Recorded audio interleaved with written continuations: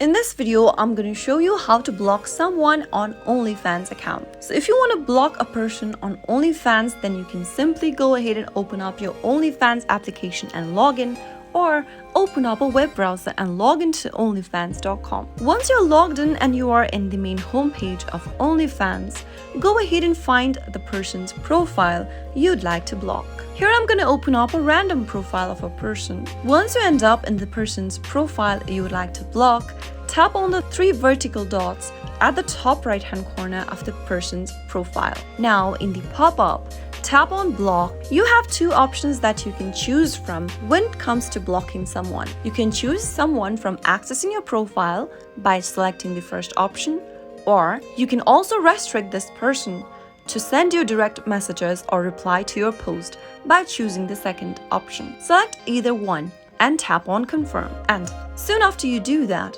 you'll be able to block someone on OnlyFans. You can also do this by finding a person's profile from your DM section. Simply open up your message header at the bottom and then select the person from the DM section if you have any, and then follow the same procedure to block them. That is how you can easily block someone on OnlyFans. If you found the video to be helpful, go ahead and give us a thumbs up.